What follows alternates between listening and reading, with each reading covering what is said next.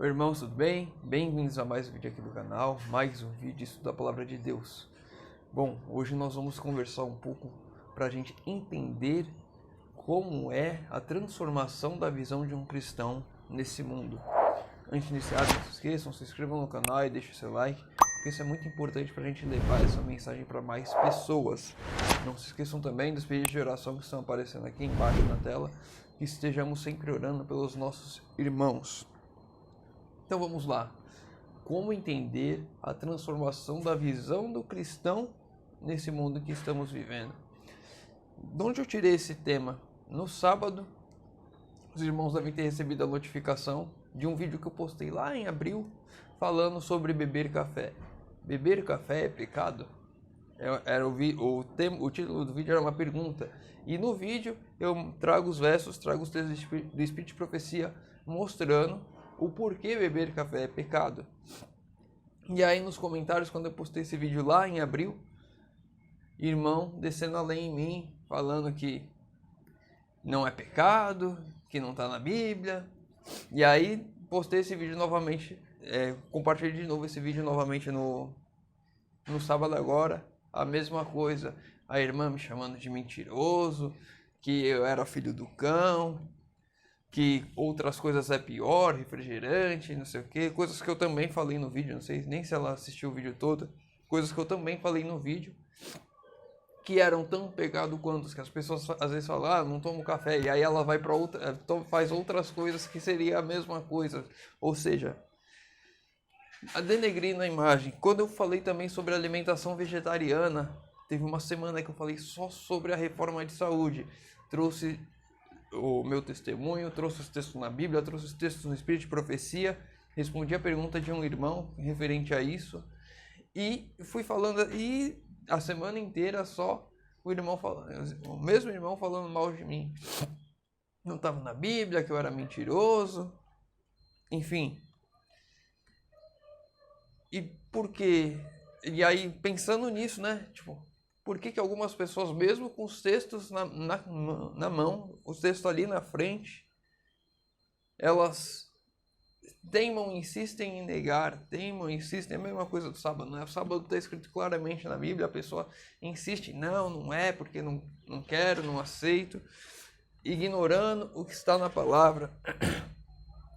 Para esses que dizem que eu sou mentirosos, eu vou lá no livro de Isaías, capítulo 5, verso 20. Isaías, capítulo 5, verso 20. Nós vamos chegar no tema da transformação. Calma que essa foi só uma introdução para nós conseguirmos compreender um pouco. Isaías 5, verso 20.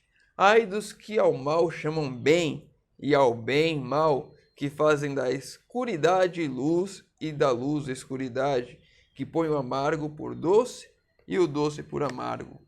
Ai daqueles que mudam a palavra de Deus, ai daqueles que subvertem a palavra de Deus, que querem mudar o que é certo para errado e o que é errado para certo. Ai desses. Então, aos irmãos que buscam ofender de alguma maneira, eu estou baseado na Bíblia, então eu fico bem tranquilo com relação a isso. Mas ai daqueles que vêm aqui e falam que não, isso daí que você está falando é errado, querendo fazer o mal ou o bem. Isso pode prejudicar muitas pessoas. Nesses vídeos, principalmente nesse do café, muitos irmãos falando, irmão, eu ainda tomo, ore por mim, porque eu estou nessa luta, porque é difícil. Qualquer tipo de vício que nós temos é difícil de largar. Mas devemos estar pautados na palavra de Deus. A nossa transformação deve vir pela palavra de Deus. Ela vem de encontro a mim como um choque mesmo, porque eu sou errado e ela traz o certo. É um choque e eu devo me transformar e não tentar mudar a palavra. E por que eu falo desses temas, né? Que não é agradável ficar falando e ficar sendo ofendido. Mas nós devemos falar, Oséias capítulo 4, verso 6. O meu povo é destruído porque lhe falta o conhecimento, porque tu rejeitastes o conhecimento. Também te rejeitarei como meu sacerdócio, visto que te esquecestes da lei do teu Deus, também eu me esquecerei de teus filhos. Meu povo carece por falta de conhecimento. As pessoas hoje têm dificuldade de ler a Bíblia, têm dificuldade de estudar. O brasileiro, principalmente, tem dificuldade de entender português. Ele lê e não entende. Muitos dos brasileiros hoje são analfabetos funcionais que lê uma coisa e não conseguem compreender, extrair uma ideia de um texto. E aqui, sim, o meu povo carece por falta de conhecimento, mas aqui está um alerta. Porque tu rejeitasses o conhecimento, também te rejeitarei como meu sacerdócio. Ou seja, aqueles que rejeitam o conhecimento serão também rejeitados. Eu não conheço e não quero conhecer.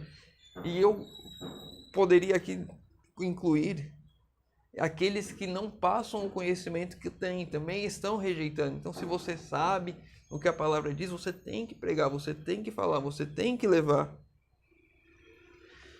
E uma das coisas que eu mais aprendi nos meus tempos de escola, faculdade, quando você vai passar o conhecimento para alguém, você começa a aprender mais ainda. É uma coisa natural. Se você está aprendendo lá no comecinho, contas demais, lá contando nos dedos, criancinha, 1, 2, 2 mais 2, 4. Quando você começa a ensinar isso para outras crianças, outros amigos da sala, você começa a fixar aquilo de forma mais natural na sua mente. Fica tudo muito mais fácil. E desta forma também a palavra de Deus, quando você ensina, quando você prega, você está lhe ajudando a aprender cada vez mais. Você está se aproximando de Deus cada vez mais. E aí, o último texto para a gente entrar de vez no tema, né, que é a transformação. Romanos 12, verso 2. Romanos, capítulo 12, verso 2. E não vos conformeis com este mundo, mas transformai-vos pela renovação do vosso entendimento, para que experimenteis qual seja a boa, agradável e perfeita vontade de Deus. Transformai-vos pela renovação do vosso entendimento, ou seja, eu tenho que renovar o meu entendimento. Aquilo que eu entendo hoje tem que ser renovado. Quando eu me encontro com a palavra de Deus, eu tenho que mudar. A minha visão deve mudar. A forma como eu penso, a forma como eu ajo deve mudar. Renovar não é transformar. A transformação leva à renovação, à modificação por completo. Por que eu falo isso? Isso bate de frente com o que é a cosmovisão, ou seja, o título do vídeo, né? Entendendo o pensamento do cristão, ou como entender essa transformação do cristão, bate de frente, vai de encontro, né? Ele se casa com a cosmovisão, que é a forma como um cristão deve ver o mundo, que é diferente como as pessoas veem o mundo. As coisas que eu não faço mais para o meu agrado, mas sim da forma como Deus me conduz a fazer. Quando lá em Mateus, Jesus diz que nós somos a luz do mundo, nós não somos luz porque temos brilho em nós, mas porque a luz de Cristo passa a brilhar através de nós quando nós mudamos a nossa forma de ver o mundo, como nós transformamos, renovamos, pela transformação nós renovamos tudo aquilo que nós víamos, nós mudamos completamente. Não é um 360, né, que você vira e para no mesmo lugar, é um 180, você vira totalmente o contrário. Exemplos disso que ficam mais claros. Quando eu me alimento, quando eu vou comer, eu não como mais pelo simples fato de querer comer. E aí quando a gente fala de luz no mundo, é exatamente isso. Nós entendemos aquilo que Deus quer para nós e nós aplicamos aquilo que Deus quer para nós em nossa vida. Deus fez os alimentos saborosos para nós termos prazer na alimentação, sim. Mas eu não devo ser escravo da minha alimentação, eu não devo comer pelo prazer, eu devo comer para suprir aquilo que eu preciso. Senão eu me transformo num glutão, por mais que eu seja vegetariano, por mais que eu tenha feito a reforma de saúde, se eu não renovei, é difícil, porque normalmente a gente fala muito de transformação, mas se eu não renovei, se eu não tirei o velho e coloquei um novo, o meu pensamento continua sendo o mesmo. Então, mesmo eu sendo vegetariano, eu como, me empanturro até não conseguir mais. E quando eu renovo meu pensamento, eu não mais como desesperadamente pelo prazer. Eu como aquilo que eu necessito comer e sim é prazeroso, porque Deus fez a alimentação prazerosa, ela deve ser prazerosa sim, deve ser gostoso sim o nosso alimento, mas eu não como porque ele é gostoso, porque eu quero me empanturrar, quero comer o quanto eu conseguir porque é gostoso, porque eu quero ter esse prazer. Não, eu como porque é gostoso sim, mas pensando naquilo que eu preciso para mim. Eu preciso comer para sobreviver. Eu não como pelo prazer, eu como porque eu preciso. Então começa a haver separação das coisas. Eu não faço mais uma coisa porque é agradável para mim, mas sim porque eu preciso, porque eu tenho de fazer, porque é necessário para mim. Isso é importante, essa mudança, essa renovação de pensamento. Então, um outro exemplo também voltado para a alimentação, né? Que eu acho que é o exemplo mais fácil para mim. É um costume, não sei se em todos os lugares do mundo, mas aqui no Brasil é um costume de você estar comendo e estar tomando alguma coisa. E isso faz muito mal para o organismo, é errado, não é bom. Aí o que as pessoas, quando elas transformam, que não renovam, elas transformam, elas mudam, elas adaptam. Ah, eu não tomo mais refrigerante, mas aí eu estou no meio da minha alimentação, na minha refeição, tomando um suco natural, tomando uma água. É errado.